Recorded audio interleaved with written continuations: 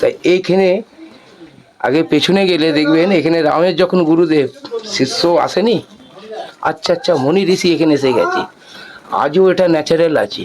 এর প্রচুর শক্তি, যেই কেউ যদি মাকে শ্রদ্ধা ভক্তি করে তার কামাপূর্ণ হবে। Bomb bomb. আর তারপরে আমাদের বম বম বাবা, ইনিও বহুদিন এখানে তপস্যা করেছিলেন, আমরাই তার শিষ্য। আর এক গুরু ভাই আছে সামনে শিলিগুড়ি, আমার বাড়ি কলকাতায়। তাই এই আশ্রম বাবার আরও আছে, তারাপীঠে আশ্রম আছে, ওই গুরু ভাই বসে আছে, শিলিগুড়ি আশ্রম আছে। তো বাবার শিষ্য হয়ে আমরা এই আশ্রমগুলো এখন পরিচালনা করি। আর বাবা দেহ রেখেছেন 8 বছর, ওনার সঙ্গে আসছি এখানে 12 বছর। বম বম বম বম বম বম।